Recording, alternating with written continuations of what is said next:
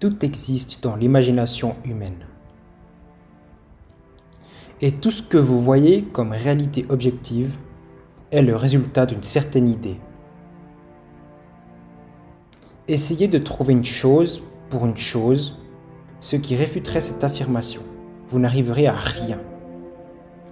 Disons que vous voulez aller sur la Lune, il fallait d'abord l'imaginer. Tout d'abord, il fallait imaginer toutes les fonctionnalités de l'appareil qui vous a emmené sur la Lune. Tout dans ce monde doit d'abord exister en tant qu'idée, et ce n'est qu'alors qu'il se matérialise. L'intelligence nécessaire pour maîtriser ce processus finira par venir, mais vous devez d'abord commencer par la conception que vous allez créer. Tenez-vous-y comme s'il existait déjà physiquement. Aucune puissance sur Terre ne peut empêcher ce processus. Mais ce soir, si vous êtes ici pour la première fois et vous voulez emporter quelque chose de pratique avec vous, vous devez mettre en pratique ce que je viens de dire. Tout d'abord, vous devez avoir un objectif. Vous devez avoir un objectif. Vous ne pouvez pas dire « Eh bien, je ne sais pas ce que je veux ». Bon, dans ce cas, revenez la prochaine fois. Demandez-vous « Qu'est-ce que j'aimerais dans la vie ?» N'ayez pas honte de le nommer. Qu'est-ce que j'aimerais dans la vie? Et puis, essayez de trouver une cible, quelque chose. La prière, à mon avis, ce n'est rien d'autre que l'acquisition subjective d'une expérience objective. C'est la voie du succès. Je le maîtrise de manière subjective. Comment acquérir un état de manière subjective? Concentrons-nous sur ce moment maintenant, présent. Je voulais un ballon, une balle de baseball ordinaire. Il n'y a pas de ballon dans cette pièce, soit, mais je veux le ballon. Dans ce cas, je suppose que je tiens le ballon dans ma main. J'assume que je tiens le ballon dans ma main, jusqu'à ce que je le sente. Pensez-vous que vous ne pouvez pas le sentir? Alors essayez-le. Essayez de ressentir ce que ce serait de tenir une petite balle de baseball ou de tennis dans votre main. Maintenant, pour prouver que vous le teniez, concentrez-vous sur le ressenti physique. Comment percevez-vous la différence entre une balle de baseball et une balle de tennis dans votre main? Sentez-vous la différence? Ok, maintenant une balle de golf. Sentez-vous une différence? Essayez maintenant de la soie. Sentez-vous la différence? Si vous êtes capable de distinguer un grand nombre d'objets, même s'ils ne sont que dans votre imagination, alors il doit exister quelque part. Si vous êtes capable de séparer ces objets avec votre imagination, votre vision intérieure, et ainsi de les distinguer,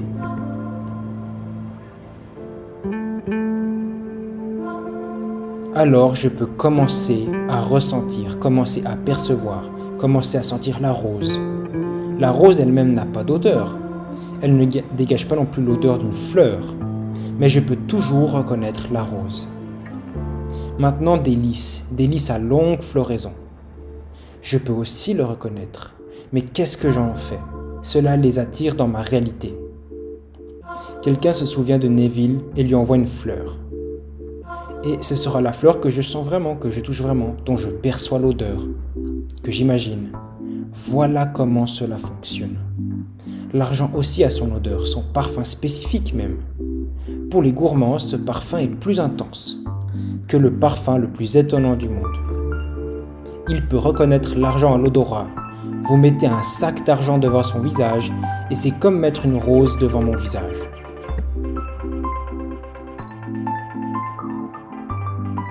Elle aime l'odeur, il sent l'argent. Il peut aussi les reconnaître au toucher. L'argent a sa propre texture unique. Prenez un billet de 20 € et sentez-le. Puis mettez un autre morceau de papier dans votre main et vous constaterez que vous pouvez le distinguer. La différence est tout simplement évidente. Les deux articles ont leur propre parfum.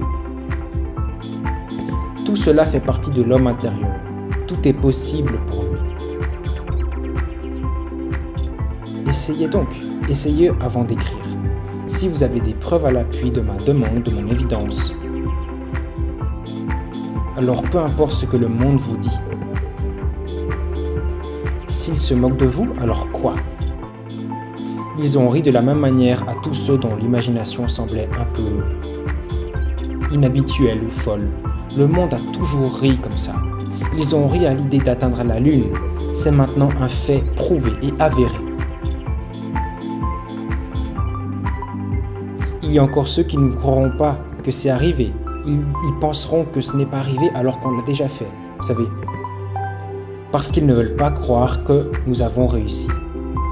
Il y a ceux qui prétendent qu'on ne peut jamais aller sous l'eau et y vivre.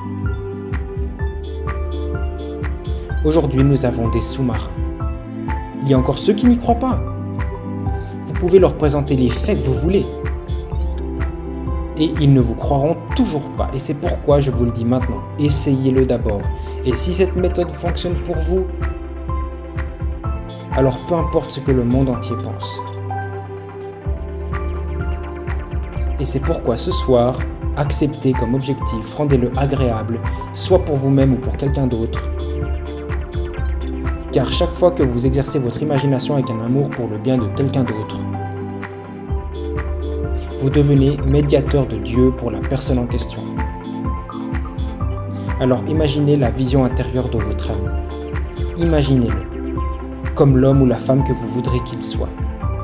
Et ne leur en parlez pas. Ne demandez aucune gratitude. Supposez juste qu'ils vous parlent et qu'ils vous annoncent de bonnes nouvelles sur eux-mêmes, qu'ils soient heureux, un grand sourire. Vous les félicitez et vous suivez votre propre chemin. Croyez-en la véritable réalisation de cette idée. Cela pourrait arriver demain. Cela pourrait arriver après-demain. Ou chaque semaine, tous les mois. Cette situation, à son heure dite, mûrit et finit par se remplir. Ne vous inquiétez pas, laissez-la aller. Ensuite, ça arrivera. Je veux dire cela quand je dis que le sentiment est le secret, le feeling est le secret. J'imagine une certaine humeur, le sentiment que j'aurais si j'étais là où je voulais être. Je n'ai rien à toucher. Puis si je veux, mais l'essentiel est l'ambiance dans laquelle je suis, comment la personne se comporterait si elle allait bien, ou si elle était telle ou ça, et puis cela vient à vous comme si c'était vrai. Il faut toujours aller jusqu'au bout en entier. Vous commencez toujours par la fin.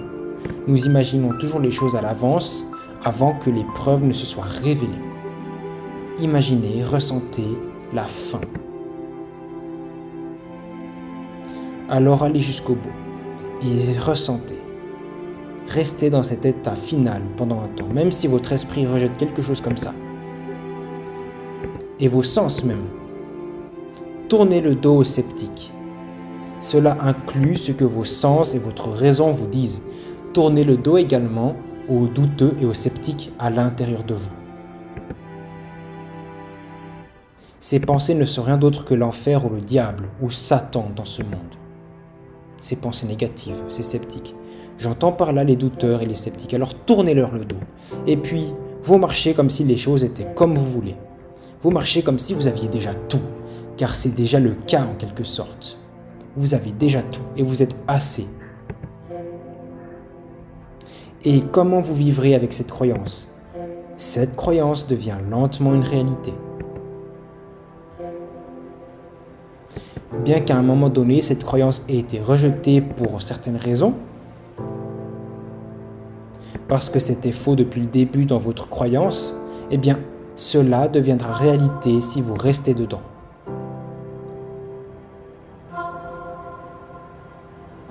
Et ainsi, vous apprendrez à créer des croyances et à y rester dedans. Et puis, ça arrivera à vous. Nous avons affaire à l'essence des choses non vues, et notre esprit doit donc adopter l'habitude de voir la réalité et de ressentir que les pensées, nous ne contrôlons que la seule existante qui existe, et toutes les choses visibles ne sont que ces différentes normes. Par conséquent, nous devons percevoir nos créations mentales comme une réalité spirituelle, et donc croire que la loi de la croissance s'occupera du reste.